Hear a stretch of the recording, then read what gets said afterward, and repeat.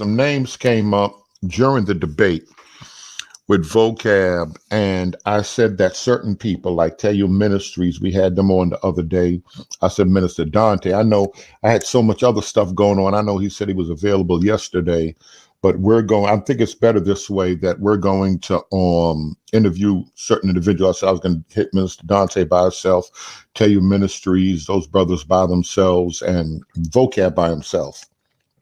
It so happens that vocab is available today, and we're going to ask vocab some questions. We're going to, vocab is going to explain certain things to us, because I'm quite sure some of you have had questions. A lot of people say we don't want to hear anything, but I think one of the things with me, I think dialogue is good, and dialogue we're going to have. Now, certain things we're not going to discuss. Smith,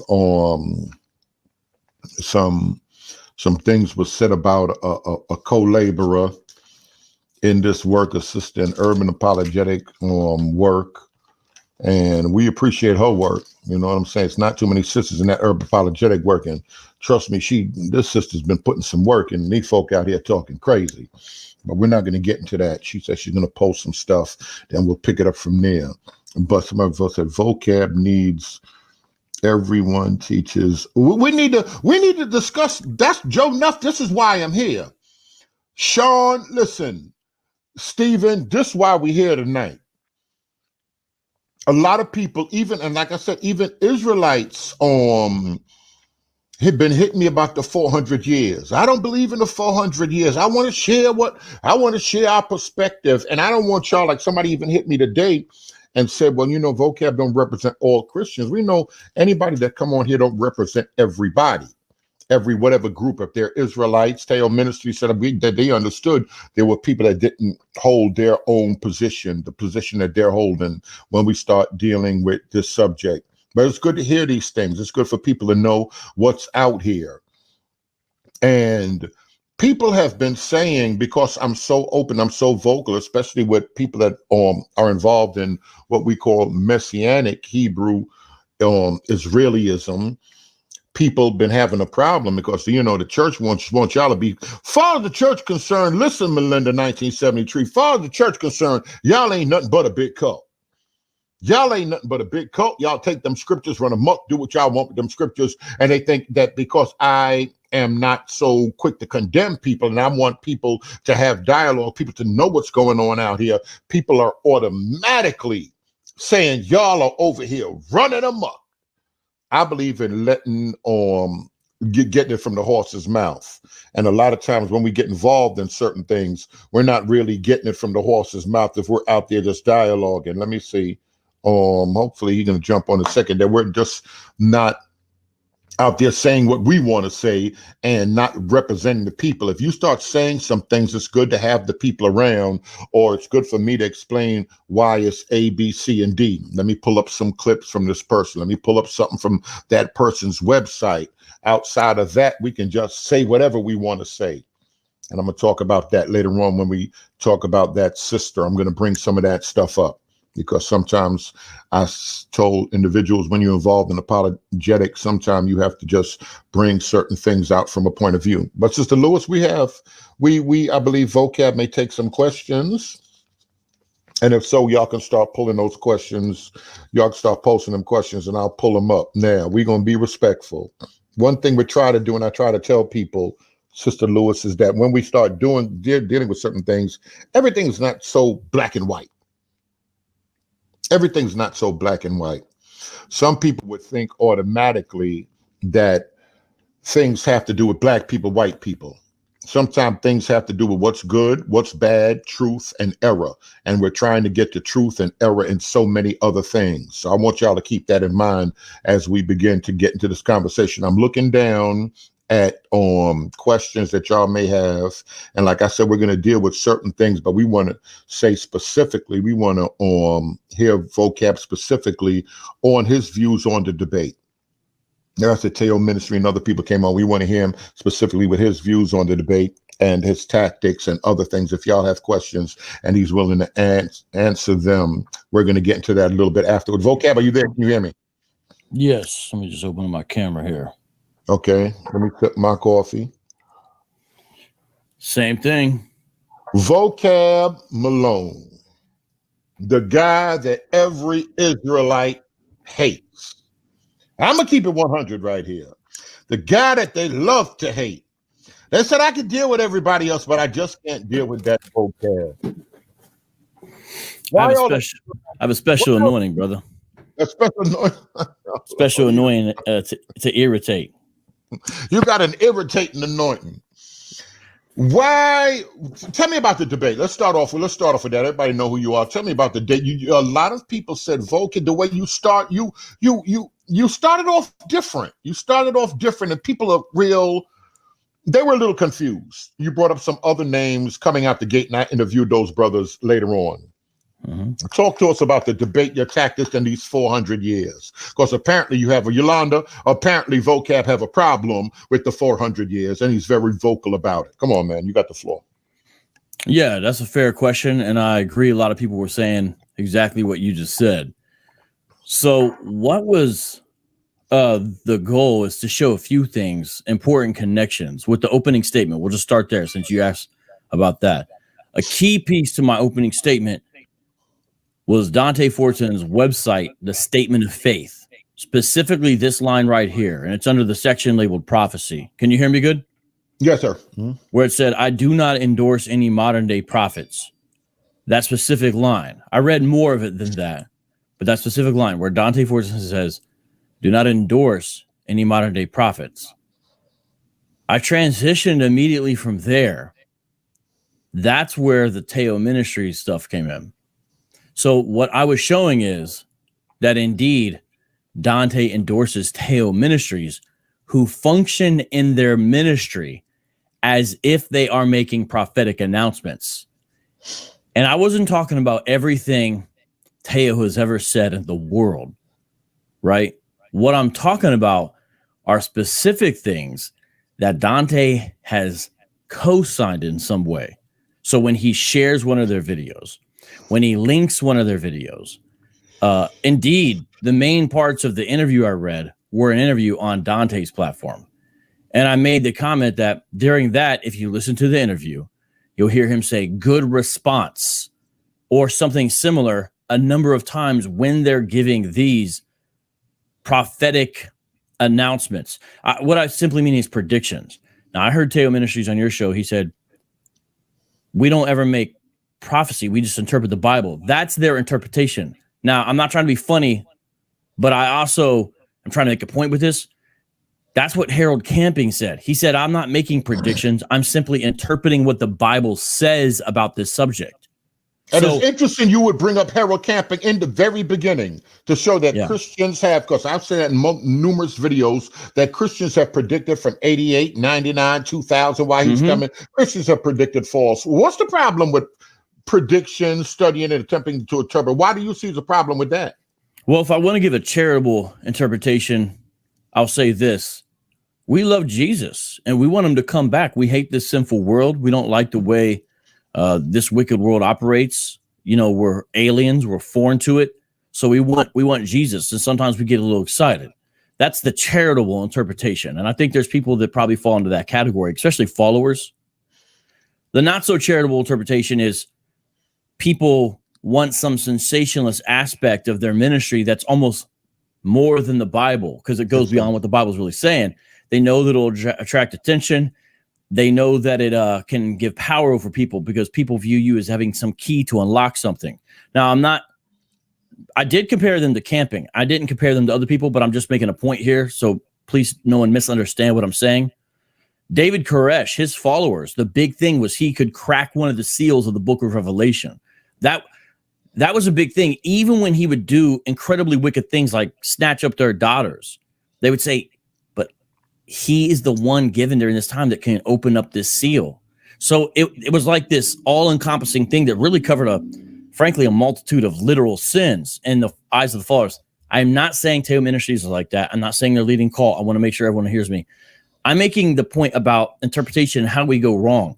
I think David Koresh and Harold Camping, we don't really know their intentions. They could have been very well. Who knows, really? I don't feel like people really know. Wicked all the time. Yeah. Yeah, I think we jumped the gun about, but when someone says they're intentional, I think we can say the effect, easier. But my point by saying that is this. What I was showing is Dante is saying in his statement of faith, I don't endorse any modern day prophets. What I was showing is that his actions show that he, in essence, endorses Teo Ministry, specifically the prophecy in regards to 400 years. So if I share something, I get it if you say, hey, I don't agree with everything here. But if I'm on the same page of that person, or if I say, certain comments about it, and I mentioned that in my opening statement, I said his comments when he shares these things are key. He would say, oh, I was just copying and pasting. Now, it's true. Sometimes he was imitating their title, but also he would sometimes add his own comments. It was a mixed picture. It wasn't him only imitating from what I saw. I'm willing to be corrected, but what I saw is it wasn't only merely imitating titles. However, there's certain things I would share where I would change the description if I'm going to share something so people would know the difference, because there's a sort of sense of imitating it there. My point was he is, in a very real sense, endorsing certain people who are functioning as modern day prophets, and these modern day prophets are getting it wrong, specifically Teo Ministries and Pastor Omar. Now, I was also indicating, and this was an opening statement, by certain things he said and did, that he was in the same boat as well. Because here's the problem I ran into, Brother Brian. To try to fully understand what Dante taught on this issue, and even Teo, was sort of like a scavenger hunt. And there's a few reasons for that. It was never, there's very rare times you'll find them really clearly lay out the full picture. So you have to listen to this talk, write stuff down, make notes, listen to that talk over there, write stuff down, take notes. And then the full picture starts to emerge. And then sometimes there will be blank spaces on one of these guys' interpretation, and you go to the other one and you find out this equals this blank space. So it merges a sort of a basic picture, because there's some of these guys who have been on the 400 years tip, and there's a lot of similarities. I know that they said a number of times he never understood what we taught. I had a great idea what they taught. When I'm asking questions during the debate, it's not because I'm clueless. It's because I have a clue. What I'm trying to do is confirm it. Now, my view is a man will say what he believes and say, this is it, and lay it out, instead of playing dodgeball. And I feel like that's the right thing to do, right? You know what I'm saying? Now, so when I'm asking these questions about what it is he would believe during cross-examination, that's later. The point is to have established clearly in the audience's mind. Debaters, the person that is defending the position also is supposed to lay out their position and why they hold to it. Dante never did that. He never did that.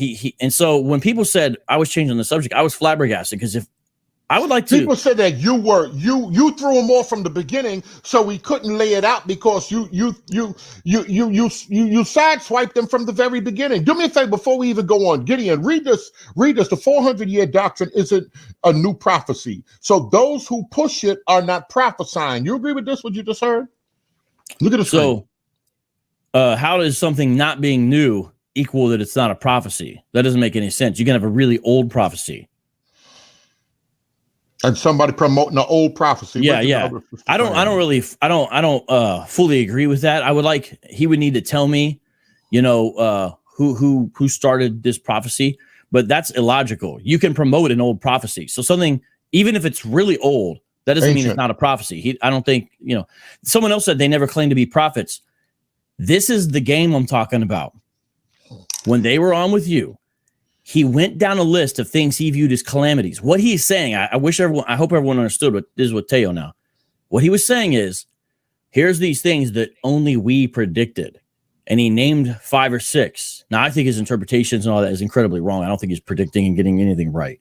He'll talk about the law of some, like an African country that is now opening up, and he'll act. The implication is it happened in 2019 when a lot of these countries were talking about it 5 or 6 years before, for example. So it makes it look as if Ghana saying, come on in, happened in 2019, but it didn't. It happened prior, and it's technically still true in 2019, but it didn't happen in 20. I caught a lot of stuff like that. Now, what I'm saying by that is this, that when you add it all up, you start to get the full picture of what they're saying. And they are making predictions. And then they were literally, right after he's with you, Brother Brian, he said, I'm not making predictions. or I'm not making prophecies, but he just talked about several fulfilled predictions. Now, how is he making predictions that are being fulfilled if he's not making prophecies? I'm trying to understand how he separates those things out. He like when he said, I believe the date was in August 2019, then I switched it to August 2020, but I never date set. How does Teo Ministry understand August 2019? It's a date. And then if you change it to another date, that's a date setting activity. It doesn't make it not a date setting when right after you say, I never date set. That's like punching someone in the nose, like, I never punch people in the face. You just punch someone in the face. Of course you punch people in the face. To me, that's what I saw happening. To me, that's sort of a giving the caveat doesn't mean that's not the activity you're doing. Mm-hmm. If I would like to post my opening statement, it's written now, and I would like someone to tell me where I went off topic. Certainly, I gave 2 illustrations or examples or similarities, whatever you want to call them, with John Gotti and Harold Camping. But every single line in here is about the 400 years. And let me show you the parts that are specifically about Dante. I do not endorse any modern day prophets. What I'm showing is he endorses people who are functioning as modern day prophets, and they're getting it wrong. And that's why, if you look, I said this is the key to his downfall. That was the lingo I put in there. And so I gave the examples from them. And it wasn't just about the titles. It was what they said in those titles. I know people were like, I heard them say, well, he just said the title. Yeah, but if you listen to it in those videos, they were doing things similar to what they did with you, talking about locust and this and that. They're doing these very real things. Talking about people. They talked about the COVID-19 having prisoners being let out early as fulfilling a prophecy as the prisoners getting out. They viewed that as a fulfillment of one of their predictions that prisoners were getting out. So or signs of things happening, or signs of yes. And all I'm saying is, look, let's just be upfront about what's happening. And then Dante also had things, and I named several things, such as when he interviewed Teo, the 400-year prophecy, fact versus failure. And that's where he would say, that's a good answer, and that kind of thing. He would co-sign it. It's on his platform. 400 years judgment in the fall of America. This came out 3 months ago. And then what initially, the whole thing that started is actually with the subtitle of one of his books. It's called The Black Hebrew Awakening, the Final 400 Years as Slaves in America. Now, interestingly enough, the book has very little about a 400-year prophecy. Now, I would say, I bet he would say, vocab is not smart enough to understand how I tie it in. I get that. But it doesn't have very much explicit content about the 400-year prophecy, right? Now, if you read it, which I have, you'll see that. But what you see is 2 key things. The title itself, the final 400 years. The word final is important, and that's why I went to a dictionary. I said, what does the word final mean here? The last in a series or a process. That's what it means. And I said, it's important that he quotes Genesis 15, 13, 14 in the Amazon description of that book, the final 400 years as slaves in America, because that is the basis of these guys' prophecy. For Pastor Omar, that's the basis. For Dante Fortson, that's the basis. And also for Dante Fortson, that's the basis. So if someone is paying attention to what's going on, it's very clear when someone says the final 400 years, plus quotes Genesis 15, 13, 14. And I don't know if people caught it. That's why at the very end of the debate, I probably should have got to it sooner. I said, who are the Amorites? Because it says until the iniquity of the Amorites is fulfilled. Mm-hmm. And he had a very bizarre answer, frankly. He said, I don't know. We don't know who they are. Because it's fulfilled if the iniquity of the Amorites is built up, prophecy is fulfilled. And guess what? That's exactly what happened when they came in there. They had spent their time in Canaan. Those Canaanites running wild. And the Israelites acted as the judgment of God. And then the same thing actually happened to them. The same thing later on happened to them. They were also judged by wicked nations. It's not because Israel was so perfect that they judged those Canaanites. The Assyrians, the Babylonians, and indeed to a certain extent during the Judges period, the Canaanites, the same thing. And God said that I'm going to do the same thing to you if y'all don't get it together. And the same thing happened to them. So I brought that out. And then I had certain little descriptions, such as when he said in a January 12, 2020 post, and this was not him repeating something someone else said. This was his sentence. Was there a shift in attitude towards Israel in regards to the 4-year prophecy? Because what he said in this post, January 12, 2020, this is all from my opening statement. I literally said everything I'm saying. He was saying the urban apologists are lying about it being a failure, or they're just too lazy to research. That's his quote. And then he said, was there a shift in attitude towards Israel? Indicating in some way that's a fulfillment of the prophecy, because he says they want you to think it's failed. And I highlighted this sentence in my opening where it says, that couldn't be further from the truth. He is saying it was fulfilled. So I knew that he thought that. So my point was to say, you would need to show how it's been fulfilled, because the title of the debate was, did you falsely prophesy, or did you get the 400 years thing wrong? So if he's saying it couldn't be further from the truth, then why didn't he do the same things in his opening statement? Because an opening statement is not a response to the person's first statement. In a proper debate, each person's opening statement establishes the foundation for what they believe. And I know you got a guest on who clearly understood that. Yes, he understood. Yes. Yeah, I appreciated his information there, because he understood basic debate quorum and protocol, and he made that point. And I everything he said was right. I was like, man, I wish I would have said it that clear. He's exactly right. That's what's up. Wish we could have heard from this guy sooner. He was right. So like he explained it well. I never really explained it as well as he did. He did it. So like looking at that, you say, okay, so why didn't he do that? And then I brought the big thing where he asks them about the 400 years, and he used the past tense. When do you guys believe the 400 years were up? And what do you guys teach that would happen after the 400 years was up? And then I showed how they literally changed it, and they said they changed it. And I transcribed everything. So, okay, I'm gonna stop right here. So I see a comment on the screen. This is curious to me. Lyric says, vocab, where are your receipts? Please show us in scripture. While Lyric is asking this question, I am talking about a part of the debate where I read a transcript that I personally made. So I sat there. I'm not a fast typer, so it took like an hour to type out. I didn't even use all the parts I had typed out. In a transcript where, you're like a stenographer, but I'm like a slow stenographer. Mm-hmm. But since I gave the time code, everybody could hear exactly. I gave the exact time code plus the video. If the topic of the debate is, did Dante Fortson falsely prophesy or get the 400 years wrong? If that's a topic, then the primary source material in the discussion is going to be his own body of work or material that he explicitly endorses.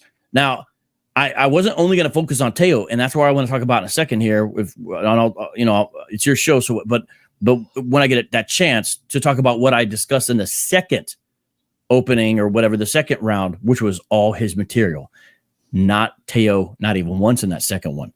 And so bringing that out is showing from his own material. And I brought a number of Bible verses out. Someone said, where's your Bible verses? I brought Bible verses, I believe, that spoke to the reality of false prophets and to take it seriously and that kind of thing. And then after that was done was the second round. The second round, I only had one source. It was a blog post by Dante Fortson, June 19th, 2018.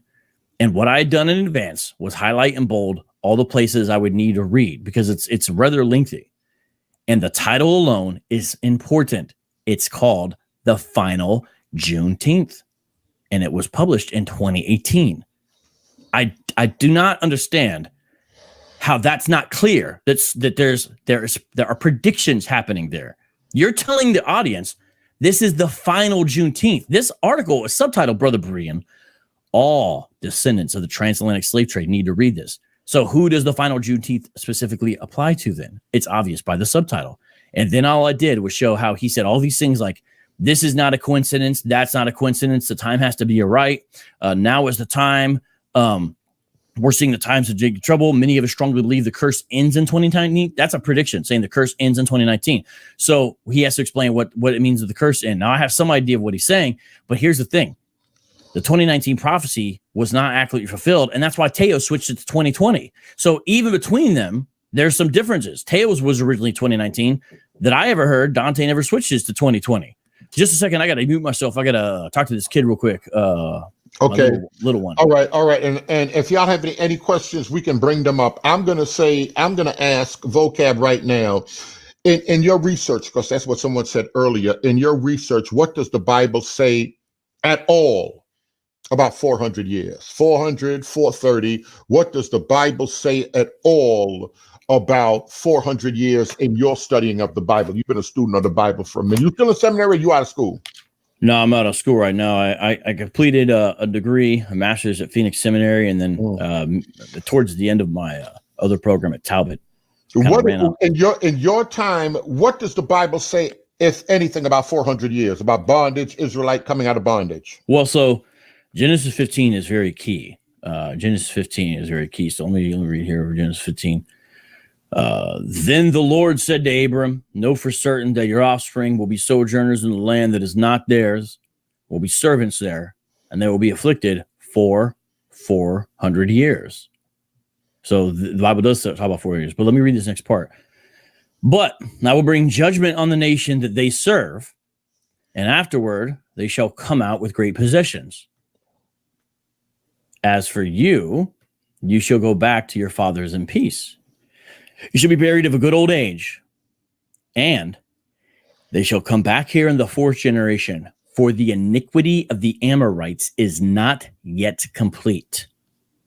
So there that is. Now, the Amorites are one of the main population groups in Canaan. In fact, if you look in Genesis 10, they're listed along with others as descendants of Ham, and they're actually mentioned here, verses 19 to 21 in the same chapter. So this comment here by Yahweh, the implication is that the Amorites will get dispossessed, and this is going to be divine punishment. So this sort of accumulated iniquity is going to be so great that Yahweh will not tolerate their presence in the land any longer.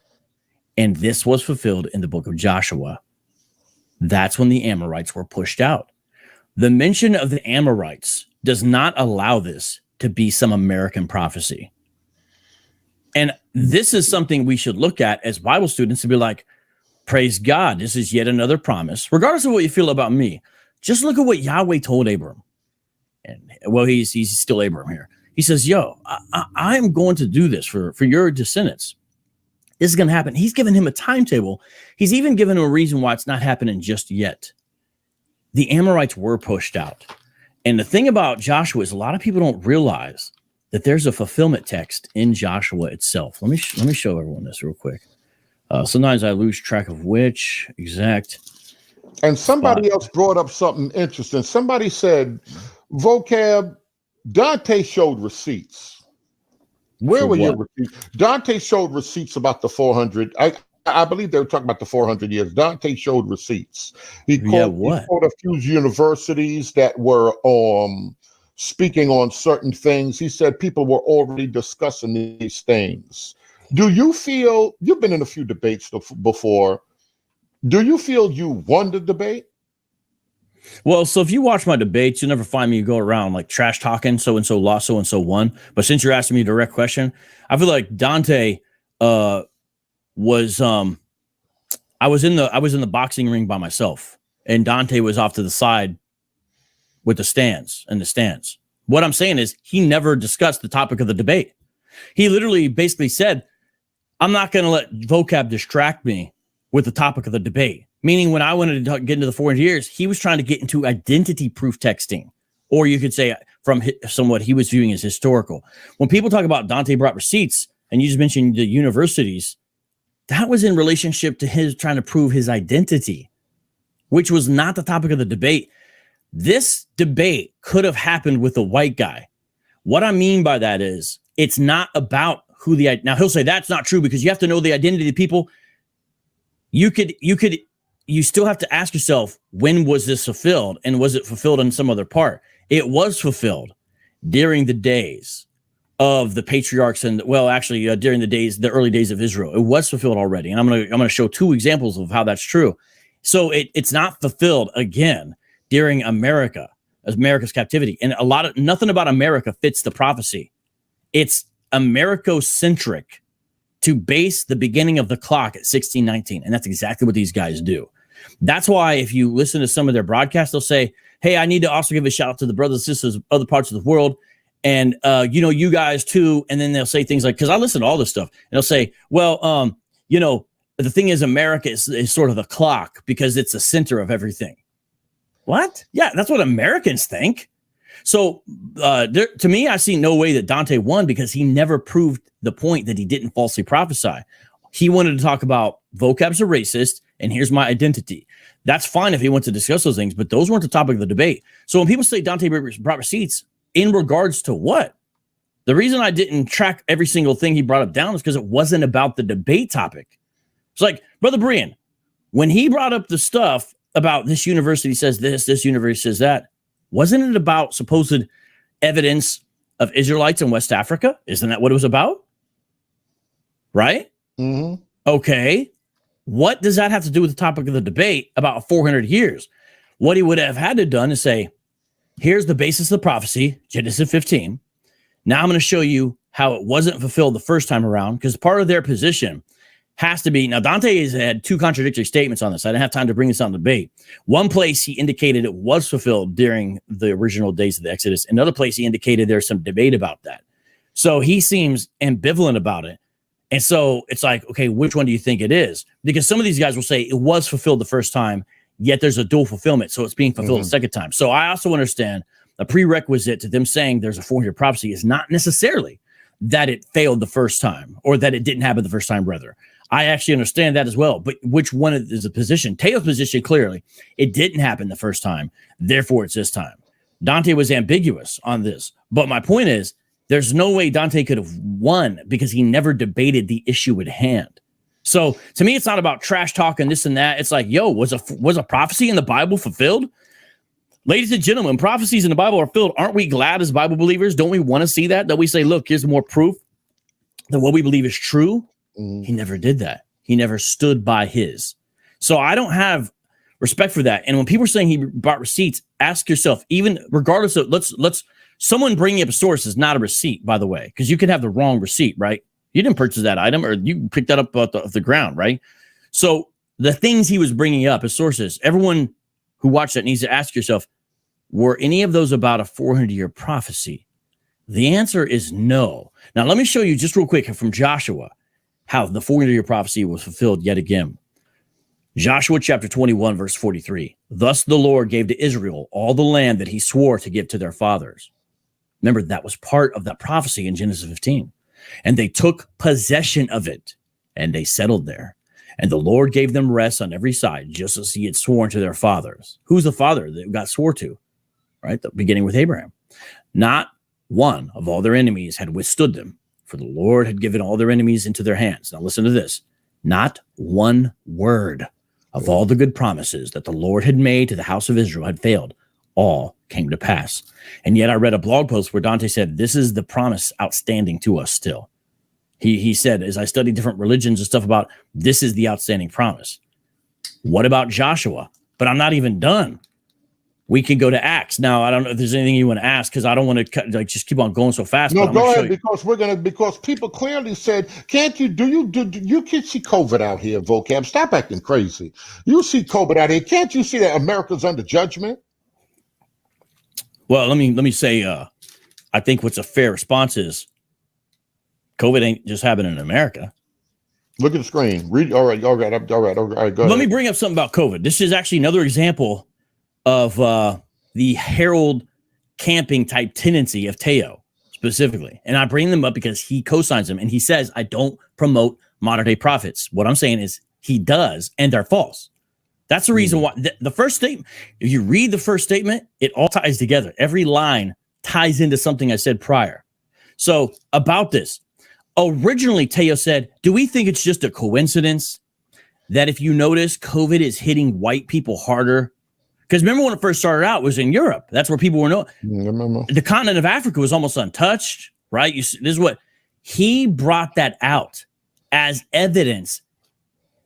And right after he said this, let me tell you what he said. Now, this was not on a discussion with Dante that I remember. This was them when it was just the two of them. My point is, though, Dante did share this video. Here's what he said. Check this out. This is important. He said, just like the plagues that fell on Egypt, if you notice, Yahweh made a distinction or a separation between us and them, where the Egyptians were, it was dark in the Egyptians' turf and not ours. And he said, could it be that this is the same thing? But then if you go on and listen, because sometimes they'll say, could it be? And then they'll basically later on say, it is. And he did that. He said that COVID was a fulfillment. And you saw in the evidence that it was a distinction where folks who were Israelites and as you were not getting hit, it was folks who were not Israelites. This is what he said. Now, later on, new information came out, and it's actually seems like it's the opposite as far as who gets hit. So to use COVID as a fulfillment of prophecy in the way he did show. This is interesting. So I'll stop. T. Turner. This is what I mean. It's funny. These guys were saying vocab has no idea what we believe when I knew what they believe. Now, I will tell you one thing. That Jerusalem thing was news to me, but everything else. Jerusalem not being. Yeah, that whole switcheroo, not only is identity getting stolen, but land is getting, and like cities are getting switched around, whatever. That was news to me, but everything else I have like sort of on a timeline of what they believe. The funny thing is, the same people saying that, with that last comment says, I bet vocab believes in the rapture too. I'm not a dispensationalist. I have teachings that show I do not agree with the rapture. Such as I have one called losing faith in the rapture. And I give the reasons why I don't hold to the secret rapture doctrine.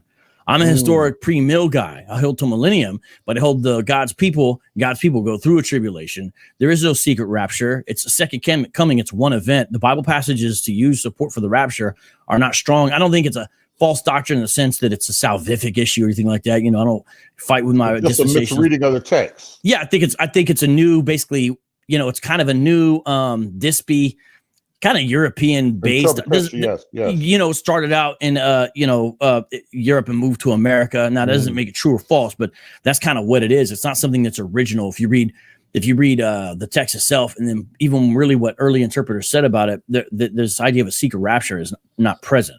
So it's funny people say this stuff. They just don't know what's going on. But now, okay, I'm going to get to Acts in a second, but let me respond to these comments. Trying to interpret ancient prophecies is not the same as prophesying. Teo always says, this is my opinion, never either said, thus say the Lord. A few things about that. This is what I'm talking about. This is where I want to just have a good discussion on this, but I'm going to tell you, it's hard to respect people who don't stand by theirs. And I feel like this is what happens. You do agree that they do say, you have you ever heard them say, well, we prophesied this and that? I agree with his. Yes. Oh, what you said? Yes. Let me show you how. When they say no one else predicted this and we predicted this, and then they show examples of what they're saying are fulfilled predictions, that is them saying things we predicted, and it's the same word as prophesied, because they're saying they're doing it from God's revelation. The same word could be in that same blank when they say predicted, right? When they do that, they are claiming they had fulfilled predictions.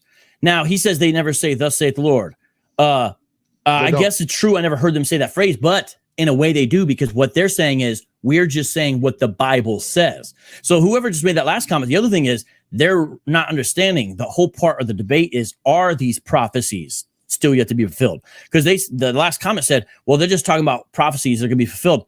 Well, if those are prophecies that have already been fulfilled, you're missing. Part of the debate is saying those are not prophecies yet to be fulfilled. Those are prophecies that were already fulfilled. And what we're saying, and I just showed it from Joshua, that these are not prophecies yet to be filled. So running around here talking about 400 years and trying to put it and switching it to different years and all this stuff, the whole thing is misguided. And that's why a lot of Hebrewites don't rock with the 400-year prophecy. I bet some of the people caping for Teo don't even believe in the 400-year prophecy. And I even heard an interview where Teo said, if this stuff hasn't happened in a couple of years, I may need to readjust. Well, at that time, people finally recognized these guys are false prophets, and Dante co-signed the mess and made damning statements of his own. Now, look, I believe the response to this will maybe be like, vocab's racist, vocab lied, but here's what I'm saying. Show from my opening statement where I made a misquote, where I gave a link or a title that didn't exist, anything like that.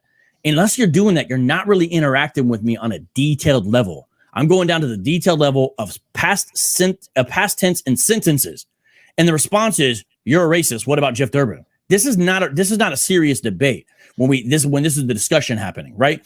And notice the hypocrisy here, Brother Brian. And I know you rock with everybody, so I'm just saying your name. I'm not acting like you agree, whatever. I'm just saying it because I'm talking. But notice the hypocrisy.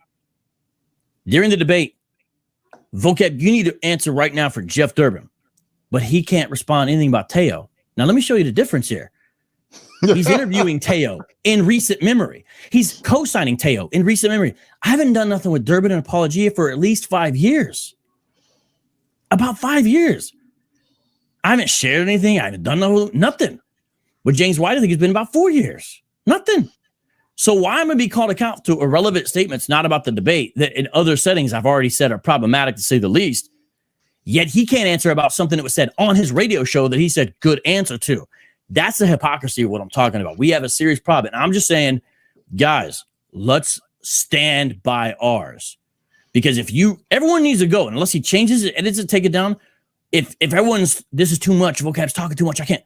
Just go read the final Juneteenth article and read it with the eye of discernment and wisdom, not as a true believer, someone who just wants to believe what somebody, and ask yourself, could there be something to this? Because there's something, all you got to do is just read this one article alone. The final Juneteenth, June 19th, 2018. Just 1 second. I'll let you ask a question. I got to stop my camera for a second. Go ahead. All right, go ahead. 2 questions. I'm a good grace and peace, Ron. I'm gonna pull something up here. What vocab? Why all the smoke for the Messianic Black Hebrews? Why your energy? Out of all of the urban apologists, you are by far the most popular and put in the most work when it comes to Black people that consider themselves Israel. Now, even so, more Messianic. Usually, you were wholly with the camps. Why your energy so strong for Black Israelites? Well, as far as Messianic, there's just simply more Messianic than there are non-Messianic. The Tanakh only Hebrew Israelites, they exist, and they're a small section of them. But a few things I've noticed about them. One is they're more careful.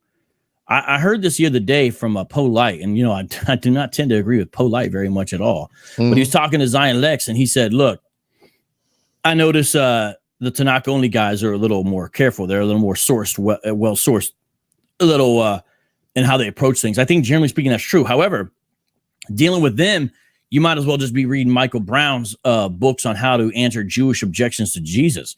My point by saying that is these guys almost have the same arguments that Jews for Judaism have, because there's a thing called Jews for Jesus, and there's a counter missionary effort primarily put on by Ashkenazi types of Jews in New York or whatever, not only but primarily, and that is called Jews for Judaism. That basically says, these Christians are getting it wrong, they're trying to lie to you, they're trying to snow you, and here's the real answer. And the arguments they give are actually pretty sophisticated. You can kind of get a sense of what it would be like back in the day to be a rabbi arguing with Paul or something like that. My point by saying that is it's not the same kind of new territory. The Hebrew Israelite stuff is a different kind of new territory. We're talking about Lashawan, Kodash, we're talking about 12 tribes. Now, I know that's one Westers, but when it comes to these other guys, we're talking about things such as the flea doctrine with GOCC, which Teo Ministry, and it's unclear with Dante because he hasn't stood by about what he thinks about this, their version of the flea doctrine, which is go to another place. With GOCC, it was Egypt. With Teo, it's somewhere in Africa where they think Jerusalem is, which they call the wilderness.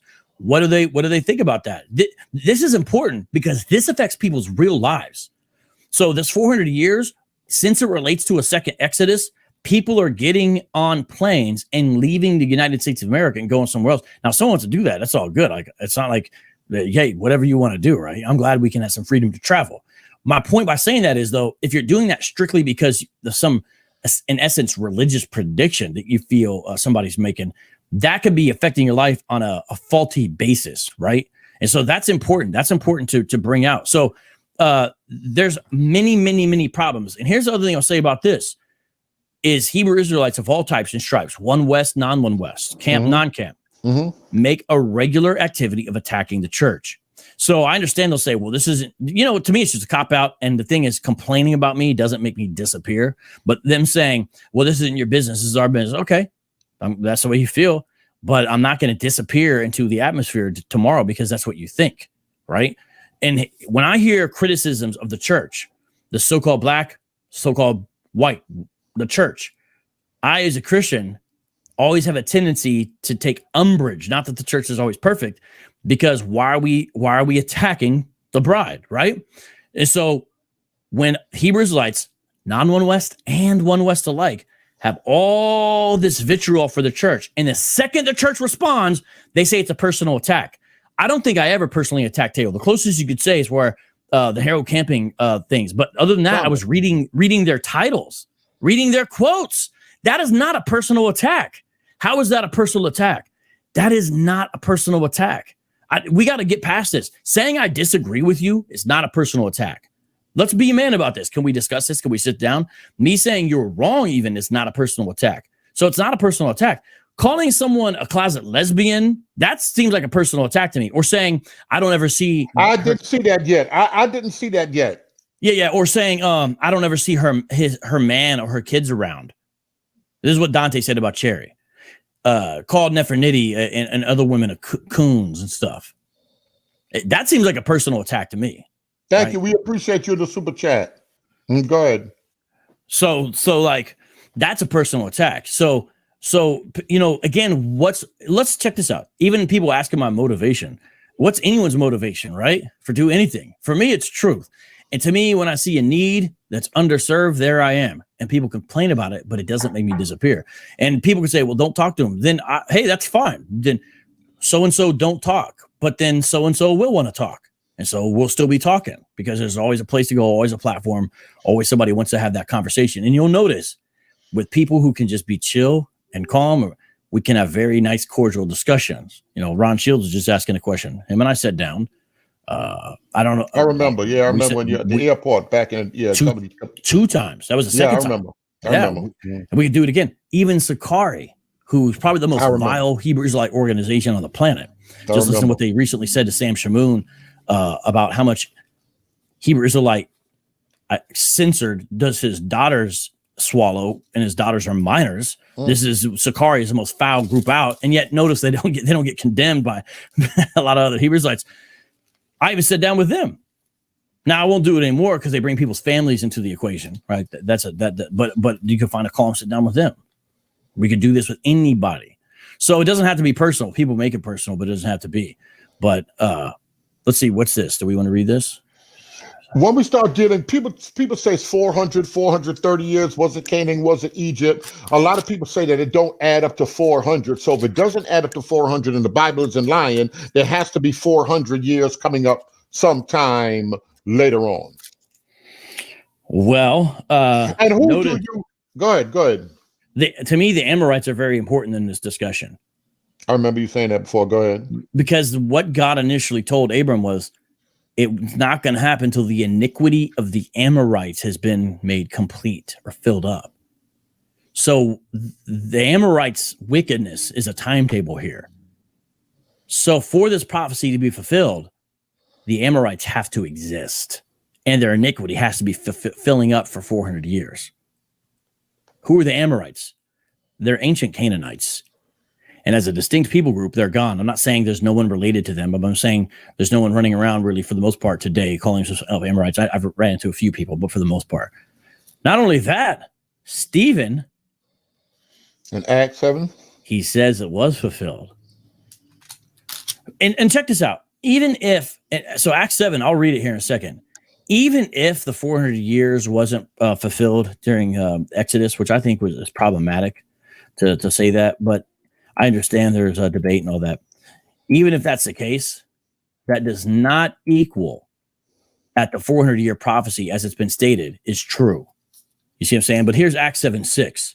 And God spoke to this effect, that his offspring will be sojourners in a land belonging to others who would enslave them and afflict them 400 years. And then he goes on and quote, and it's obvious what he's talking about. First prophecy was before Abraham fell asleep. The second prophecy was after he woke up.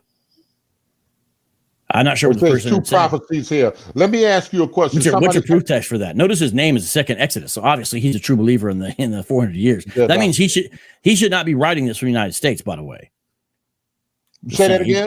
He should be writing this message in the wilderness. If he believes what he's saying, second Exodus, he should be writing this from the wilderness. Vocab, let me ask you a question. Are there any black Israelites on this planet at all? Yes, there are. Go ahead. Go ahead. No, go ahead. Well, you have a follow-up? I'll answer, but... Was Abraham black? So when people do this, I always say I don't know. Okay. So people get upset and they want definitives. I don't understand the... And I'm not saying it doesn't matter. I'm not doing that. I'm definitely not saying they're white. And the reason why, was like, what would be the evidence of white folks running around there? That's actually part of the problem I have with the One Westers. They teach Edomites were right there in Jordan the whole time.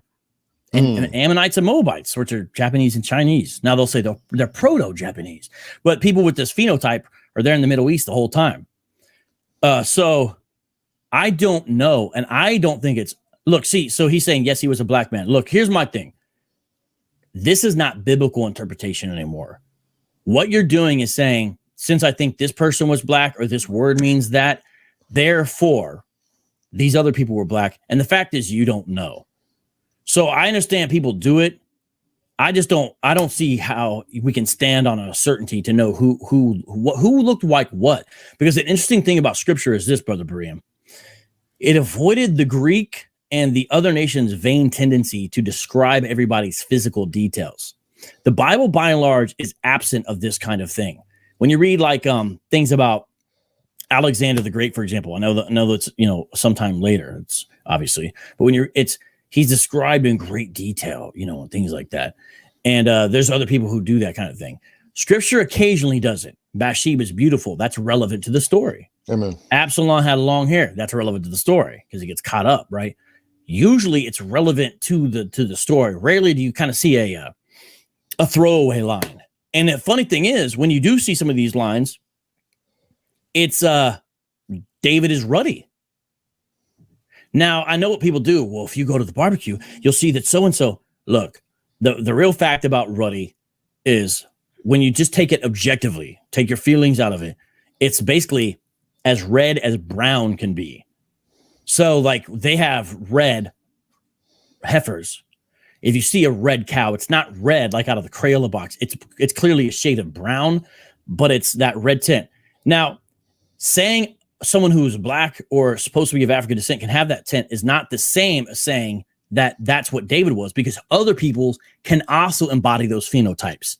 So, see, that's what I'm saying. Her saying that, other people who do not look like her also are ruddy, if she's going to call herself ruddy. See, this is what I'm saying. This is sloppy. We're trying to make people look weird.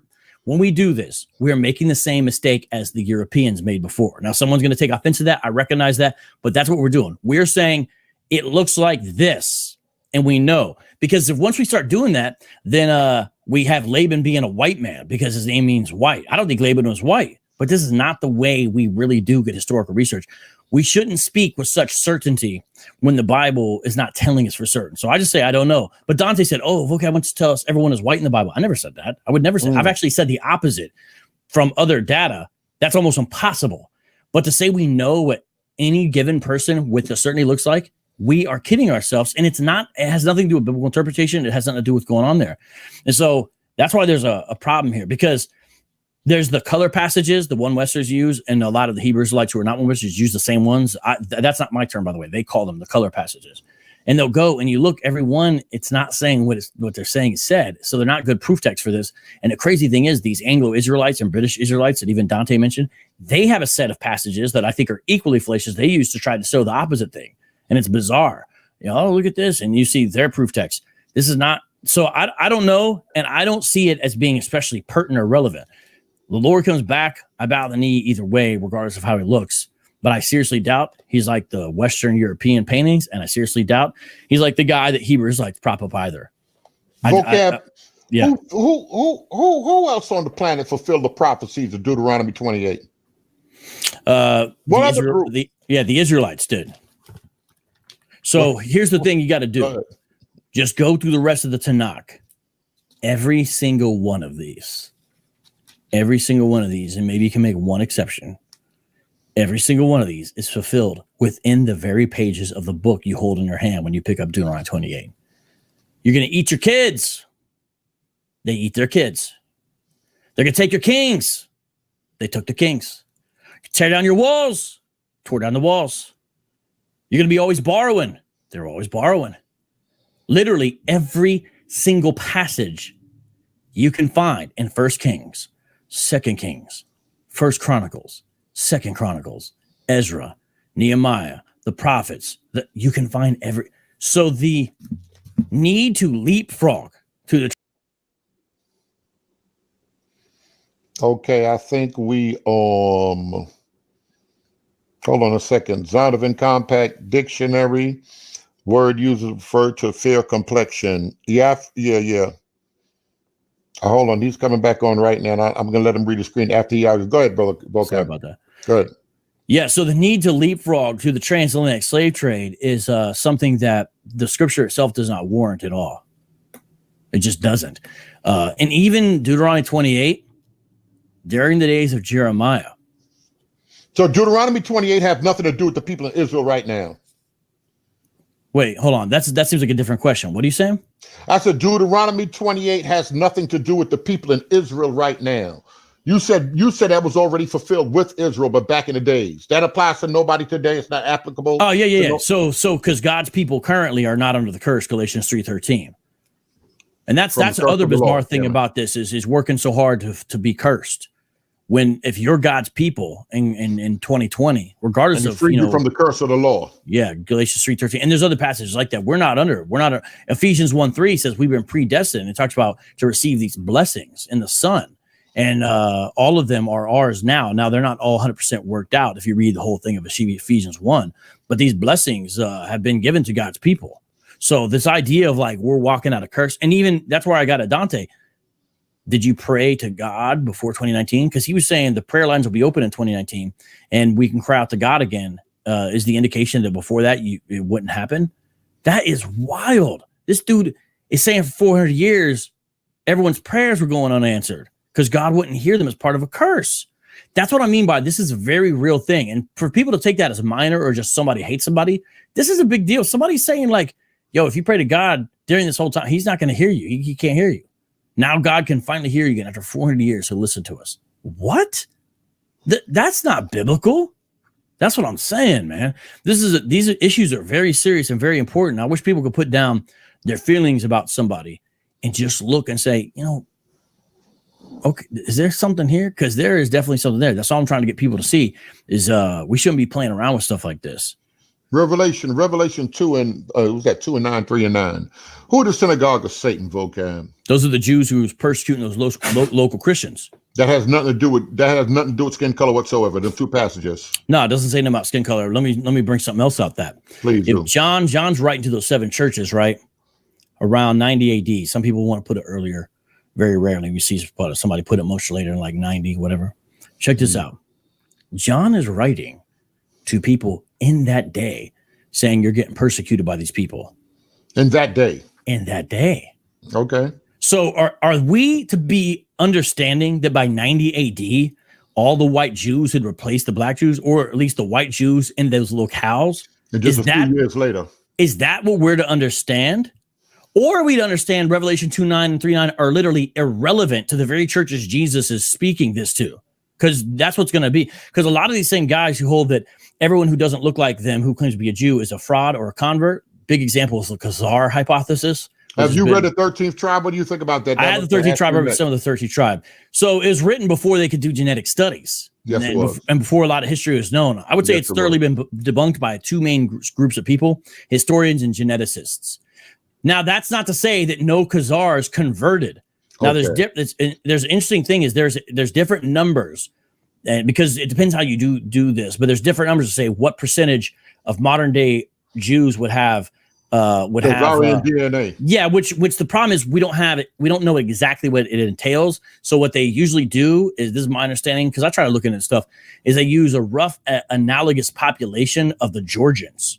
They usually use a rough analogous population and try to see, okay, so a lot of this is like, there's a lot of subtleties here. And so when you look at that, it could be as low, I've seen as low as 7%. I've seen as high as 20, but usually that's only when they're talking about Ashkenazis, but that's not talking about all modern day Jewry, because there's several streams what they call tributaries. Mm-hmm. There's several genetic tributaries or community tributaries that flow into the river of modern day Jewry. So the Sephardic tradition in those communities, the Ashkenazi and those communities, I always mispronounce it, but I'm going to say Mizrahi, and I always look back and say, why did I mispronounce that word again? But that's Iran, Iraq, and those places. And then the folks on the continent of Africa. And so I think that includes the Ethiopians and the Limba. Okay, and you asked me if there's any black Jews, the Ethiopian Limba, depending on how a person defines Jew. So that gets tricky too, right? Because the Limba, ironically, primarily are Christians. But it's obvious that that there's a Semitic component to their gene pool, especially within the male side, especially within the priestly side. And so these are facts on the ground that are real. So there's a lot of subtleties here, but I think a lot of these conversations miss. You know what I mean? Mm-hmm. But I think they're important to understand. So that's what I would say to that. Was there another question? Stuff like this would come up all the time. What's on the screen right now? Read that. Why is my government? What does that mean? The United States. What does it mean in the United States? The United States government is not friendly to me. The United States government tells churches they can't meet and sing together. They're not allowed to sing. The United States government says that, and this is something that's going to happen regardless of your politics. If Biden's elected, he's going to lift the rule called the Hyde Amendment that says your tax dollars cannot fund abortion. Biden used to stand by the Hyde Amendment. He has since rejected it. What Biden is saying is that if I get elected, the Hyde Amendment's going. That means our tax dollars are going to fund abortions. Our money is going to go to kill babies. The government is not on my side. The government is not on our side. The government is out of control with its power. The government's tendency of any place in the world is to always take more power. And that's why people that are conservative that always cape for the police, I never understood that. Isn't part of being a conservative, you have a small vision of government because you recognize the problem of corruption when it's centralized. The police are part of the government. They're an extension of that force. Why would we always give the government the benefit of the doubt? Because the cops are an arm of the government. So he's saying that. I don't agree that this is my government for me doing what I want or something. And here's the thing. In reality, Christians all over the world are who getting slaughtered.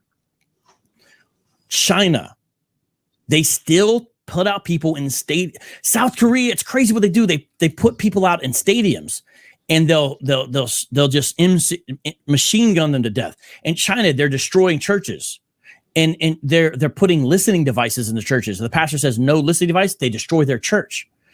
In the Assyrian Triangle, which is not a country but a region that used to be Assyria, almost all the Assyrians have been chased out of it by governments and by rogue forces, sometimes armed by governments, such as when the Turkish government armed Kurdish armed Kurdish people who supported the government. And what they did is they ended up turning those weapons against the Christians of their community and killed some of the oldest community members who had survived from all the way back the Assyrian or Armenian genocide. These are people thinking real persecution.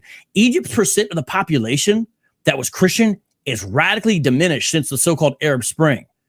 We're talking about a country that was once essentially part of Christendom that now is shrinking from 10%. And the cops are getting pushed, COPTS, the cops are getting pushed down further and further. Even in Ethiopia, groups that are affiliated with Al-Qaeda in those areas are creating some serious problems for Ethiopian Christians on a regular basis in certain regions where they have more power. Same thing with Nigeria.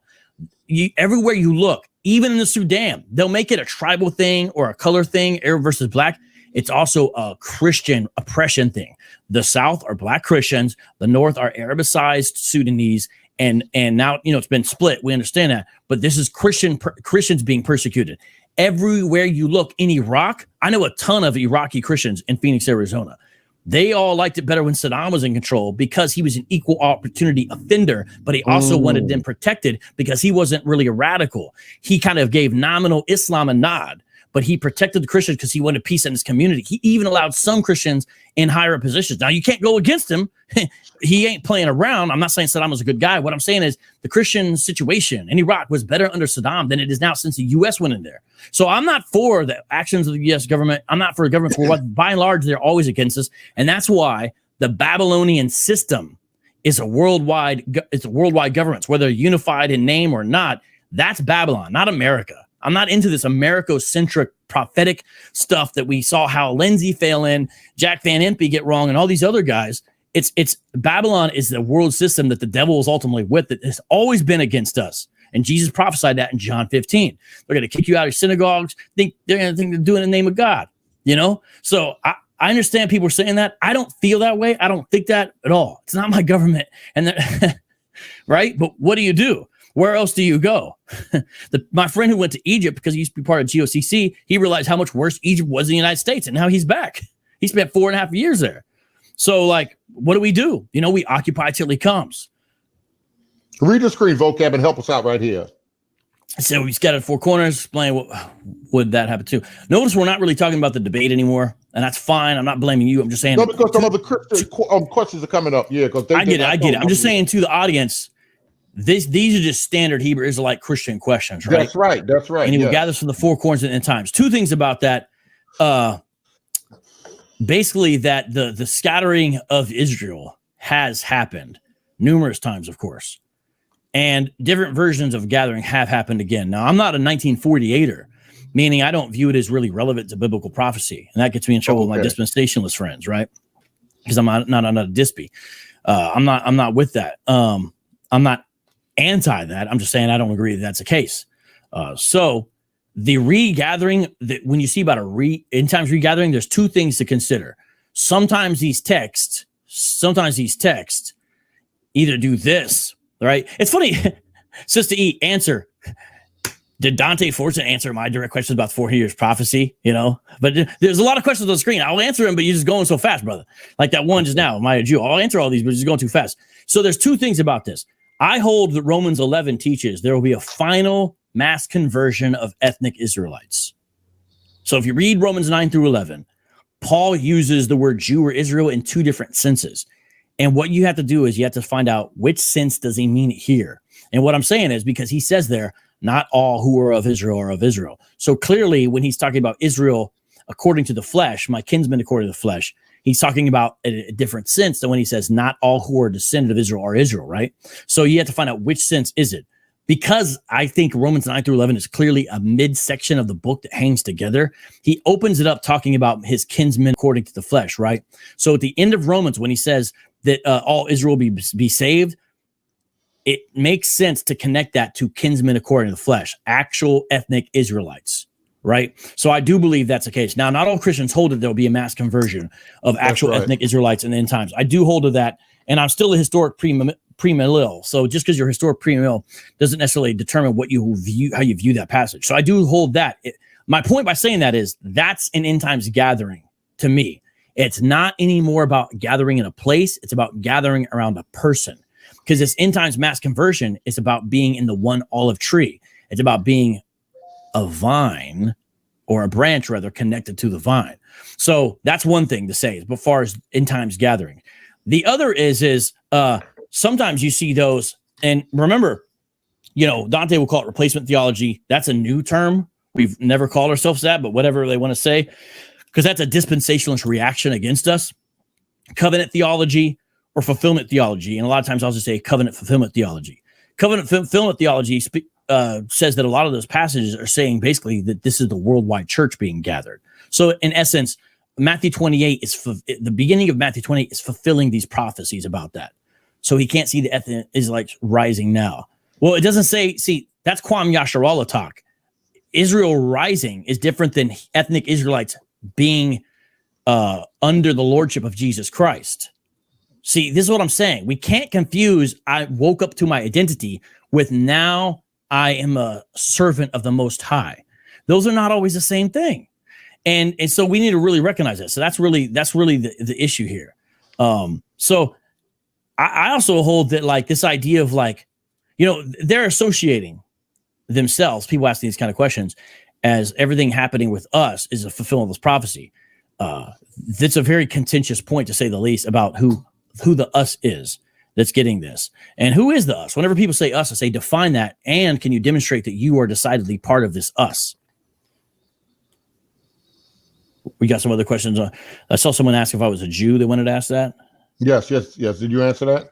No, I didn't. No, I'm not.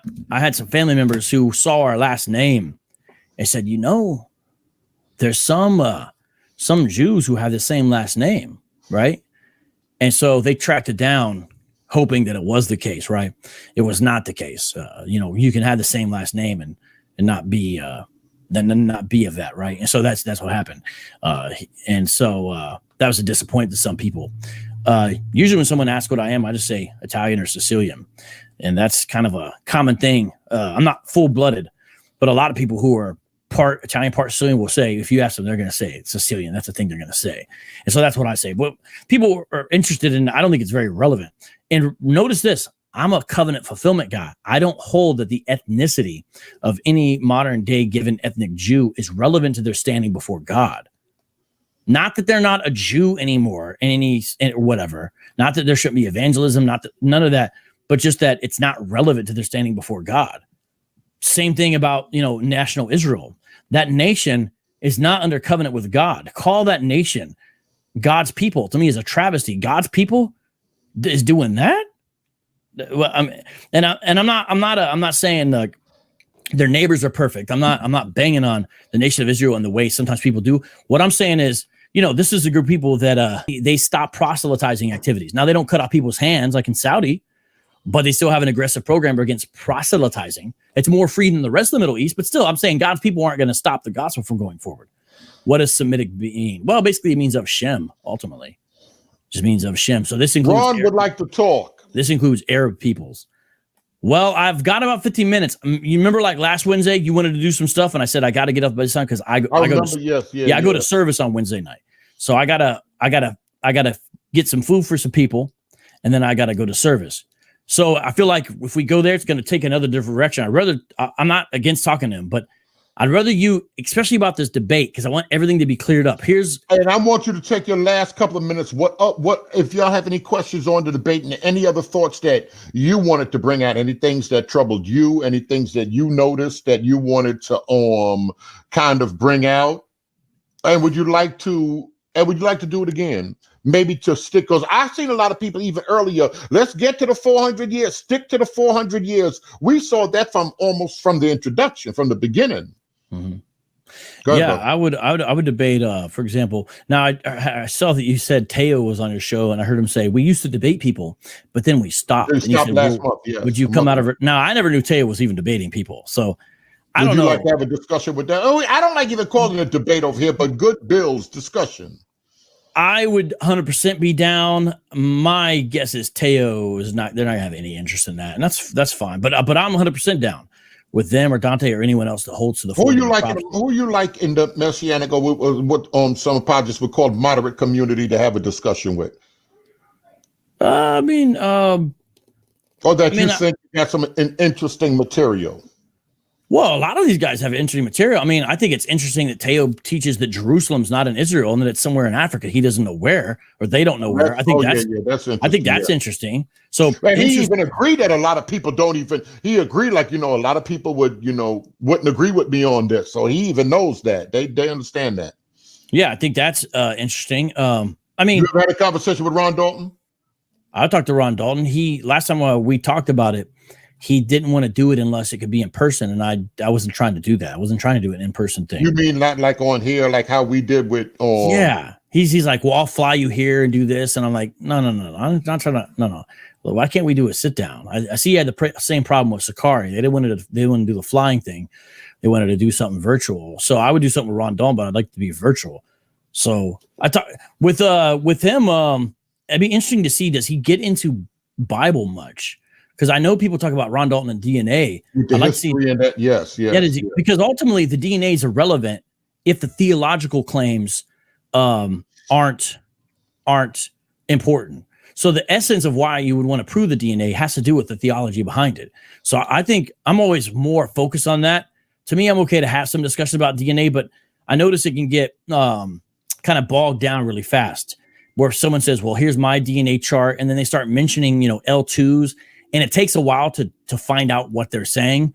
And I'm not trying to be rude. Almost every time I've heard these folks talk about this and that, every time I look at what they refer me to, they almost always have it wrong. I had the guy the other day talking about a paper by Michael Hammer. And, I couldn't look at it during the discussion, but I was like, there's no way Michael Hammer agrees with the guy. So I went to go look at what Michael Hammer said. He's a top geneticist.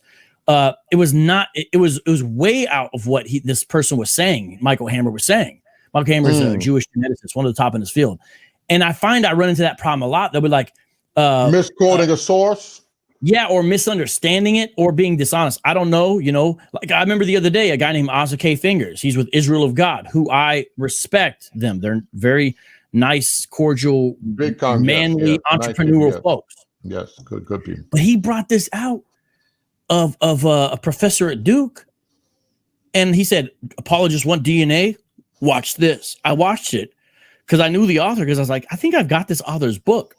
I did have that author's book. And I looked at it, I was like, yo, this dude he was saying the opposite of what the person who shared the link was saying.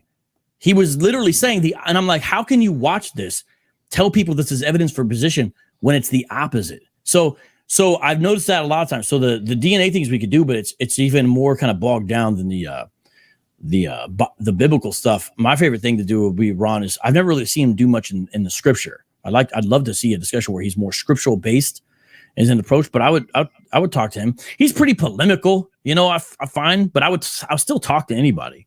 There's nobody. Okay, let me thank you. We appreciate you, A-Unit. Let me say one thing. I think I missed one. I'm trying to go back to it. Ask vocab, is it biblical to speak reparations for the victims of the transatlantic slave trade? Well, it depends how you find reparations. The concept in itself, like in a raw, kind of naked sense, is obviously a biblical idea. You pay back the victim. But the question is, in what way would this apply to the TAST? I think those are the big questions. And so saying you agree to it's one thing, and then saying how to work it out is another. And I think there's some timing issues. I think there's a lot of challenge there that I don't know if we've considered. And I don't like the idea of signing off on policy or idea before we actually say what it is. So I think there's some problems when we talk about the categories of biblical reparations, and then what we're talking about here when we talk about reparations in relation to this, primarily because the same conditions don't hold. And then I think there's some issues of like, what do we pay for or not pay for? I don't know. There's a lot of problems to me. So what should have happened is there should have been a lot more done immediately after so-called emancipation. A lot of unfulfilled promises, a lot of lies, a lot of things. And it's tough because these things that should have happened right then that didn't happen, they're still with us. But it's very difficult to say now we're going to make up for this. There's some challenging problems, I think, that I don't think sometimes people will just want you to sign on without looking at the problem. So I don't know. I'm still listening to all the arguments for these discussions in regards to that. Okay. What else in closing? Well, bring it back to the discussion. Ron asked if we could do another thing. Go ahead. Yeah. And if you're down, I'm down. I'll set something up, Ron. I'll let something get on top of that and I'll look at vocab, check out his schedule. So make it up for it. Go ahead. In the 400 years, I wish people could see the 400 years prophecy and related conversations do not necessarily determine any given person's ethnic lineage. I understand they're related, but these are technically separate issues about a 400-year prophecy. So when we look and we say, okay, we got this 400-year prophecy. What is the content of it? Has it been fulfilled? That's an important thing to say because we're asking, have they led us astray in what they've said? And all these little caveats don't discount what you've actually said or actually taught. And you can't have it both ways. You can't have fulfilled predictions and fulfilled prophecies without making predictions and prophecies. You don't get the reward without taking the risk. That's the problem I see kind of going on here. So that's why I keep on saying, stand by yours. I don't feel that there's really a willingness to stand by yours. So if you look at my opening statement again, everything tied in. The essence was Dante says he doesn't promote modern day prophets.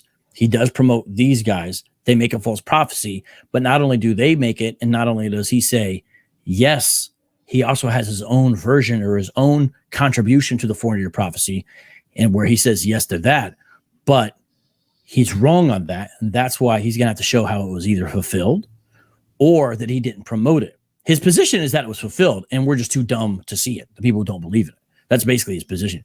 He failed utterly to show that, because more interesting to him is vocab a racist, and are we the people of the book according to this article that was printed in the 1880s by a Frenchman or something like that. So like we have to really ask ourselves what we were supposed to be discussing. The second round, all I did was read his article, The Final Juneteenth. I never referred to Teo once. Except that I said I knew they weren't going to defend Teo stuff, so here's this article. So when Dante says vocab's second entire thing was all about Teo, actually listen to it yourself. It was all about his article. I don't know why he said that. The recording is there. My opening statement is right. It's sitting in front of me. I know exactly what I said. My second statement was all about his article, The Final Juneteenth. That's what it was on. And I think this whole discussion was wrapped up with one thing I'm going to bring out right now that to me is kind of the end. What's 2019 minus 1619? It depends. What's 2020 minus 1619? It depends. What's 2021 minus 1619? 402. How is it that Dante Fortson knows what 2021 minus 1619? How is it that he can do the math on that? But for the other 2 years, he has to give a qualification of it depends. Those 3 questions in a row show the hypocrisy and silliness ultimately of this position. Why did he answer that way? People need to really ask themselves, why did he answer that way? It's just simple numbers. The other thing that was damning was, who are the Amorites? I don't know.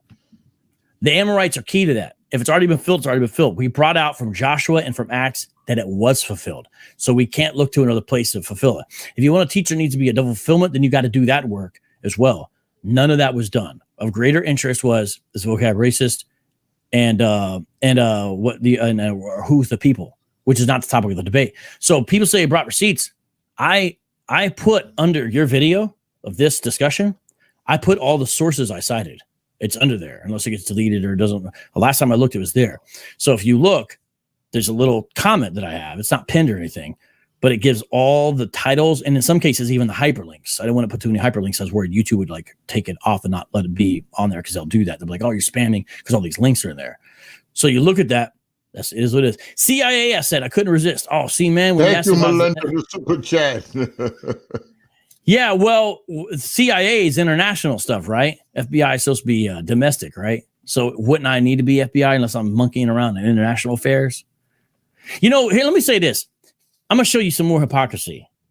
Tell us. If you thought I was an FBI agent or a CIA agent, I don't mean you, I mean to people like Dante and Pastor Kelly Richardson. Would you Pastor also Kelly say Richardson think you're a CIA agent? He's I don't remember him saying as explicit as others, but I think he thinks that. But here's the reason why I said his name on this. Would you then threaten to sue me? Dante Fortson has a video called How to Sue Vocab Malone. He talks about, let's have a civil discourse. Let's do that. We're so nice. He have a video called How to Sue Vocab Malone. He encouraged everyone who follows him to sue me. Like, what? How is this like okay or cool? And this also shows cowardice, in my opinion. So here's my point. If you thought I worked for the FBI, would you try to sue me? Him saying I'm going to sue you shows they don't really think I work for the government. And if I work for the government, tell me, Lord, why do I wake up at 4:30, 4:45 every day, take my kids where they need to go before school, do my job, come back, finish their school, then turn around, make dinner, and then do what we have to do? That. Why do I do that every day of my life? If you don't understand this stuff, there's not a lot of love in urban apologetics. You can call us what you want, whatever. And even, you kind of say, well, vocab, people know it. There's not a lot of love in this. The church a lot of times doesn't care. They're into other things. The people you go after do things that are, some of them will do things that are abnormal. It's abnormal to start talking about, let's sue this guy. Mormons don't do that when you go after their doctrine. Historically, now back in the day, the church was a little more wide, the LDS church. They don't talk about suing you, or they don't talk about, like Sakari with Sam the other day. We know that your ex-wife is a whore, or your little daughter's whores too. This is what they said to him. Now, I'm not associating it with Dante, okay? What I'm saying is very few apologists want to deal with that kind of stuff, plus a church who really doesn't care. The church is kind of like asleep at the wheel. I'm not saying the church doesn't care. I'm just saying a lot of them are like, I don't really, what's the big deal? We don't take this serious. We'll just do our own thing, whatever. So like, we're kind of in no man's land where like the world thinks it's weird to interact with this stuff. The church just kind of doesn't think it's important. The academic community, I'm talking about real. I don't mean conspiracy theory. The academic community doesn't take it serious. So by and large, they're like, this is not something that you can really do academic work. Like it's this kind of void where there's a lot of apathy. The people who care are the people who believe they're part of these fulfilled prophecies or fulfilled things. So the most active kind of zeal and energy comes from them. So the second you get into this, you're automatically an underdog. I don't mean in larger society. I'm just saying online, you're automatically an underdog because of the way things are. And so this is not like some, we try to have fun so we don't cry, But yo, man, like this is you did urban apologetics. I know you've kind of removed yourself in a certain, but you know what I'm talking about. This is not like this. This is not some glamorous thing to be involved with. It never was, man. So I know people say that, but nah. So no, not an agent. I wouldn't work for the government in that capacity anyway, to be frank with you. They said a lot of people said, well, when we asked last time about the FBI or something to that effect, that you didn't really answer. So that proves right there, because you can't lie if you're really a cop or you're really undercover. So you just kind of danced around. And what other lady said, filibustering. Yeah. Well, I thought I was a liar. Dante always says I'm a liar, so why would I care about I can't lie? It's just silly. No, I'm not, but check it out. The reason why is sometimes it's like, yo, are we serious with this question right now? You know, no, I do not work for the government in any capacity. I do not work for the government in any capacity. And my point is, by saying that, if I did, you know, why do I have to do what I've been doing in my job and in my life and all that? Never have. And that's what I'm saying. Is anyone who comes against the doctrine, is that what we're going to do? They're racist. They work for the government, or they're a sellout. Dante, you got his post. He calls people COON. He calls them this. So he is literally the embodiment of what I was satirizing in the Private Eye for Yahushai skit, where I said that to no one who was on the phone. He is literally doing that, where that's all you do is slur your opponents. So, you know, we got closet LGBTQ, we got Coon, we got this, we got that. Just so conspiracy theories, racist, yo. Does he work for the Ashkenazis? Ashkenazis don't support what I do because I stand against them. I do not hold that they are the modern day people of God, purely based upon whatever their lineage is. I do not hold that Israel is God's people. I do not hold to that. They are not with me. I try to convert them to the gospel. I promote ministries and things the opposite. I don't. This is what I'm saying. It's crazy. It's crazy. As if Ashkenazis even. Discussion between him and Ron Dalton Jr. Ron Shields. Well, like I said, I'm down. Ron Shields is generally speaking more amicable than Ron Dalton, and I know this because of our DM messages to each other, in which if a person acts some way with the camera on, I give them a little bit of leeway because I get it. But if you acting just wild in the DMs when it's just you and the other person, and you still can't and that to me that was Ron Dalton. Like, bro, it's just you and me here. Like, what is this? He was kind of like that, but at the same time, I'd be down to talk to him. But I would really like to see Ron get more into scripture and Bible than anything. But I appreciate the questions, Brian, and I know you'll get some flack for this. Anytime you don't call me or to respond, I would never take it personal because I would understand basically, hey, it ain't worth it, right? And there's always someone else to talk to. So I get that. So no one has to know what, you know what I mean? But at the same time, it's not going to make me disappear. You know, the Lord's sovereign. I could die tomorrow, but at the same time, I'm not going to disappear because my heart is in this. And that's why when I first met you, we had a build. My heart was in it then, and my heart is still in it. And between that time I met you and now, a lot of people, and some may even say yourself, have left the community. So you know it's a long-term thing. It's a long-term battle. You know what I'm saying? And so here I am. All right, man. We appreciate having you on. Would you like to say any special words to the individuals, to the group or the people on your way out the door? You're definitely invited back anytime. You're the guy that the Israelites love to hate. So of course we love to have you on. Yeah, I mean, I wish it wasn't that way, but at the same time, I can't switch up the whole thing just because of that. You know, I'd rather it not be that way. And at the same time, that's kind of to be expected a little bit. It'd be weird if you're coming against doctrine and everyone in that faction liked you. That'd be kind of strange. You'd be like, that would show maybe you're not really doing nothing. You know, they might view you as what's called a useful idiot. You know, if they're not, useful idiots where, that kind of thing. So, but it doesn't have to be so much hostility. And here, check this out. Before I did this hardcore, stuff relating to this, my apologetic endeavors, a lot of it was with atheists, Muslims. You've heard this before, Mormons, Jehovah's, but especially if you look at atheists, I'm not asking everyone to check a whole track record. Let me just say this real quick, though. I started out on the street with atheists, and this was when the neo-atheists were coming about. They had read Richard Dawkins' book, and they were pissed. They felt like they'd been lied to, so they were coming hard at Christians. And I'm talking about on the street. So I was in kind of these areas that would be called like the Strip. It's called Mill Avenue, but areas where college campus kids would go out, and it was like these areas where they were there to party, but also to argue and fight and whatever else. And there would always be these atheists, and so we had these discussions. And it started out pretty hostile with a lot of these atheists on the street, right? So street debates with atheists, right? Jesus never existed, and you're pedophiles touching everybody, associating you with, Catholic Church, all this kind of stuff. With a lot of these guys, over the course of the years, 2-3 years of going out there every single Friday and sometimes Saturday, I became friends with a lot of these atheists. Now, we still had our problems. Some of them actually even close friends where they helped me and I helped them in certain life situations. Now, we still had serious issues, and they always would have other atheist friends who were like, how could you hang out with this dude? This dude's an idiot. Anyone that believes what he believes, this dude's part of a system that's wicked. Some atheists are just hardcore. They can't see anyone who holds to the Bible as being, my friends, Omar, for example, I'll mention some names. They were like, no, man, he's cool. We disagree, but I like talking to him, and we're friends, and I'm going to help him. And he helps me. And so I had that mentality that could be the same way with Hebrew Israelites when I first got in this.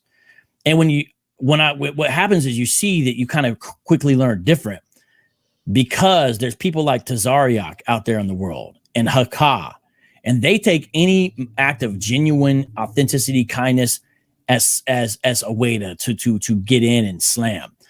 I remember Tazariak told my friend of mine when he talked to me on the phone, when I complimented him, because I said, you have a good reputation with other Israelites and you have a strong skill set, you got respect. I said something like that, which is true. He told my friend that's when he got pissed off in the conversation. This was in the very beginning. I paid him a compliment, which was a legitimate compliment. He said, and he was going to let me have it. Now, he was going to try to pull his hijinks the whole time. I already knew that. In hindsight is what I mean. But what I'm saying is you're dealing with guys who take a legitimate compliment as something that makes them upset because, that's a sign of manipulation, so I'm about to get you. So like having some of these discussions taught me real quick, you got to be defensive first or they're going to use you. And that's why you see these video titles, destroyed, cut, murder. Like that, you don't ever see me put stuff like, I'll have fun and play around, but there's always a line. It's like with Batman. He never kills the person. You know what I'm saying? He does some wild stuff, but there's always a line. With some of these other dudes, there's no line. So all I'm saying is it could be that way, but I've noticed it's not easy because a lot of folks view it as you're attacking their identity. So you must hate me, right? And so it's difficult to be a friend with that person if you think that. But I got a jam. All right, brother. All right, man. We appreciate having y'all on. We appreciate everybody for the support. Thank you. If y'all got any other questions, any other suggestions, I see Ron hit me. No, we're going to open up maybe tomorrow night. We'll open up that panel. We'll have some other stuff on there. All right, Vocab, man. We appreciate you. Anybody want to send you some hate mail? You got an email account you want to give out? Sure. Yeah. The Street Apologist at Gmail. The Street Apologist at gmail.com. And you do your program every night, 3 nights a week?